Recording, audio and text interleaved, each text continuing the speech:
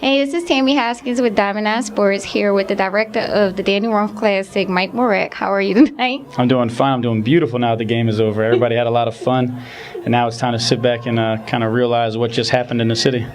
What was your motivation or mindset behind creating a tournament like this? I always wanted to create something that was going to keep Danny's memory alive, and then I wanted to create something that was really going to start producing money for the foundation. So at first it was a way to bring everybody together that knows Danny, had a chance to play with them, or kind of he touched their lives in a certain way. There's a lot of guys out there that he was friends with in the neighborhood. They had a chance to maybe play elementary school basketball, maybe went to high school with him. So it was a way to bring everybody back and kind of keep his name alive, and realize that he was such a great person that his name deserved to be kind of out there and continue to grow each year, and then new people can realize that he was such a nice person, and what happened to him didn't need to happen to him, and we need to figure out a way that it doesn't happen to the next person. Right. What are some of the challenges behind running a tournament of this magnitude?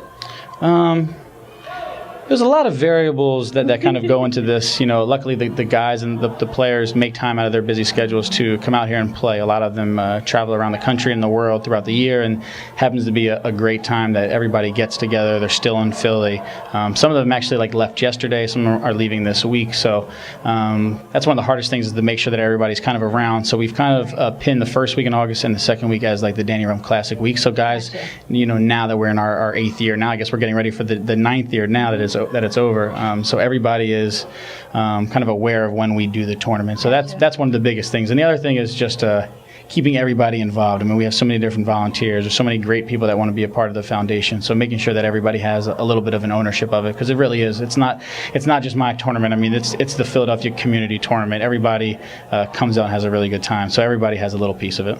Well, who are some of the sponsors, and how critical are they to making this tournament successful? I mean, the sponsors are always critical to make anything successful. So some of our biggest sponsors are right behind us. We have Fam Juice, which is a drink that's sold at a lot of the corner stores in Philly, and it's owned by Philly's own Kyle Lowry, who is currently playing for the Toronto Raptors. So he's been very supportive the last couple of years. The first year that he came out with his drink, I believe it was last summer, they came right to us and they wanted to be a part of what our event is.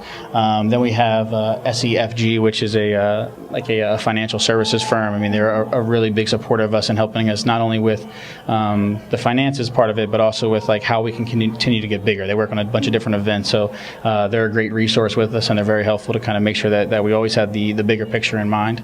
And then we also have State Farm. I mean, State Farm has been supportive with us for, I think this is maybe the 3rd year that they've been behind us. So it's always really big to have some of those bigger corporations to get behind us and help us with a lot of the different expenses. I mean, as you can see, we're at a really big venue.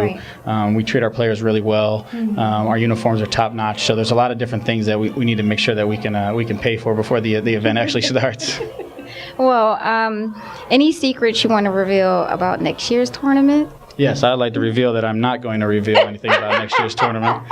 We have a lot of really good things in plans, so we hope that we can continue to really grow, and we just make it something that all these guys that travel either internationally or in the NBA or in the D League, something that they really take a lot of pride in, and they can go into their own cities wherever they're playing and say, hey, Philadelphia has a great tournament that has the highest level of competition, and you got to really come out here and get your stamp of approval. Mm-hmm. Now, this next question, I need you to tell me the honest truth about this next question. You ready?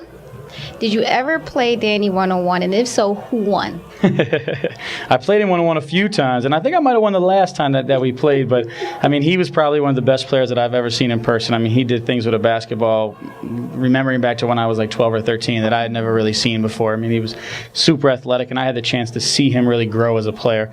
I remember he was a really good player, and then he was a great player, and then it was all of a sudden that he was really great in our neighborhood, and then it became wow, he was the best in the city, and we wanted to always see him play against great players. And I remember our senior year in high school, we played in the a tournament, the D'Onofrio Classic out in Conshohocken, and we went to the championship, and he was one of the best players out there. I mean, it was really amazing to see him grow and then take it to wow. I mean, he could be one of the best players in the country. So I was always a huge fan of his, and I think he was one of the best players that I've personally ever really played with. And as a neighborhood team, we were never afraid to play against anybody because he was so good, and we've had a lot of really good players around us. progression. Well, I watched you play yesterday, so you're pretty good yourself. I saw you make someone fall yesterday.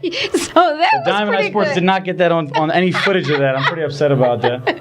Well, thank you. Again, this is Mike Morak, the man behind everything.